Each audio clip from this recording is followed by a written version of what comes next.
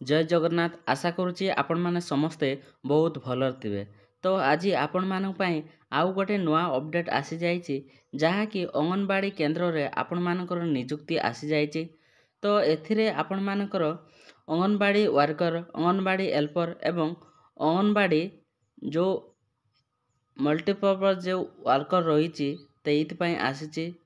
तो यही पोस्टा आपण मानकर प्रत्येक डिस्ट्रिक्ट पई आसी।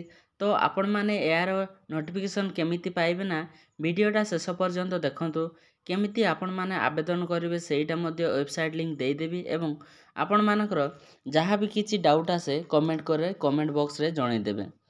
तो आपण मानकर एही वैकेंसीटा सारा ओडिशा प्रत्येक जिला पई आसीची। तो आपणकर निज निज डिस्ट्रिक्ट रे चेक करंतु आपणकर आसीची ना नाही। तो चलंतु वीडियोटा स्टार्ट करबार पूर्व जदि चैनल रे नवा अछंती ताले चैनल टी सब्सक्राइब करंतु एवं लाइक शेयर कमेंट करने को जमारे भूलिबेनी। तो प्रथमे तो आपण मानकर एईटा आवेदन करने को बयस 18 रु 38 मध्य रहिबा नियाती दरकार एवं योग्यता आपण जदि +2 रु एभव पढ़ी ताले ए पोस्टा आवेदन करेंगे एवं आपण मानकर जो दरमा रही सेटा 12,000 प्लस रु आपण मानकर एई पोस्ट गुड़ाक आरंभ हो। तो चलतु आपण मानकर जो जो पोस्ट बाहरी से पोस्ट विषय रे आमे सबू जानी नेबा। तो आपण माने एटे स्क्रीन रे देखि पारुथिबे। तो आपण मानकु लिंक दे देबी जो एंगेजमेंट ऑफ awc.odisha.gov.in रे आपण माने जाई कि नचे चेक करि पारिबे नइच डिस्क्रिप्शन बॉक्स रे आपण माने लिंकटा पाई पारिबे।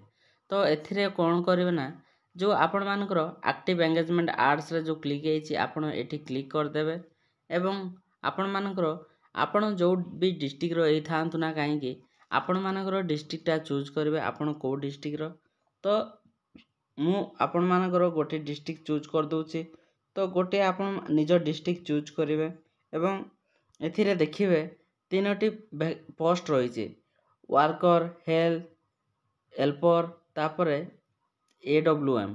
तो एटा आपण मानकर अंगनवाड़ी अंडर रे आछि।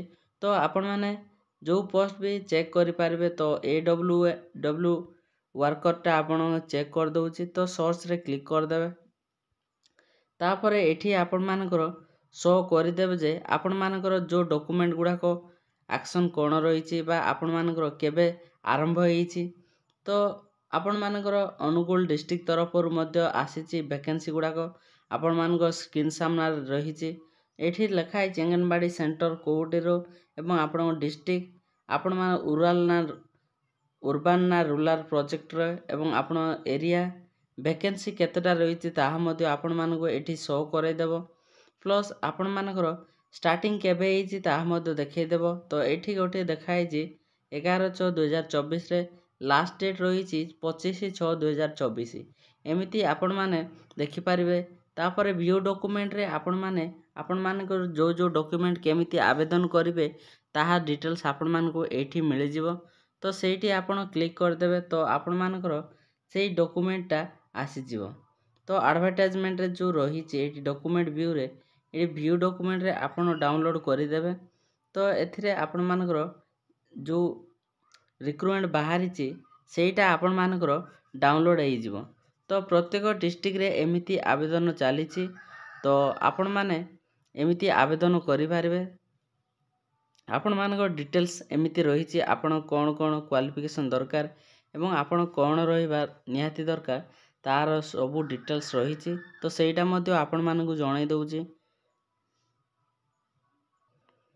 एजटा मिनिमम आपणकर 18 रु 35 वर्ष मागिछि एवं आपण मानकर मिनिमम +2 पढ़िथिले आपण माने एई पोस्टटा आवेदन करि पारिबे एवं आपण माने जो गाँ रो बाहरिछि से गाँ रो ही एई थिबे एवं आपण मानकु ओडिया विषय रे किछि आपण पढ़ी पारुथिबे बा लिखि पारुथिबे।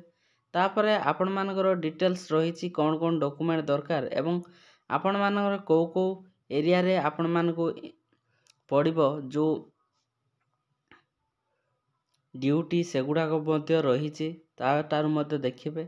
तो एथिरे आपण मानकर पासपोर्ट साइज मैट्रिक बा द्वादश परीक्षार जो सर्टिफिकेट मार्कशीट एवं आपण मानकर आउ किछि तो जे अधिक पढ़ी तांती सेईटा तापर आपण जाति प्रमाण पत्र ଆପଣମାନେ ରେସିଡେଣ୍ଟ, ଯଦି ଆପଣ ଅନାଥ ତାହେଲେ ଆପଣଙ୍କୁ ଅନାଥ ସାର୍ଟିଫିକେଟ୍, ତାହେଲେ ଯଦି PWD କ୍ୟାଣ୍ଡିଡେଟ୍ ତାହେଲେ ମଧ୍ୟ ଆପଣମାନେ ଆବେଦନ କରିପାରିବେ।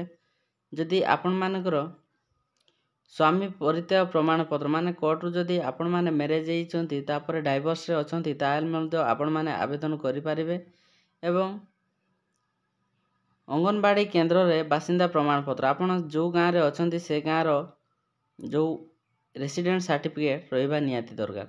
ତାପରେ ଆପଣମାନଙ୍କୁ ଡେସ୍କ୍ରିପସନ୍ ବକ୍ସରେ ଲିଙ୍କ୍ ଦେଇଦେଇଛି, ଆପଣମାନେ ସେଇଠି ଯାଇ ଅନଲାଇନ୍ ଆବେଦନ କରିପାରିବେ। ଏବଂ ସବୁ ଡିଷ୍ଟ୍ରିକ୍ଟର ବାହାରିଛି, ଆପଣମାନେ ଯାଇକି ଚେକ୍ ଆଉଟ୍ କରନ୍ତୁ ନିଜ ନିଜ ଡିଷ୍ଟ୍ରିକ୍ଟରେ।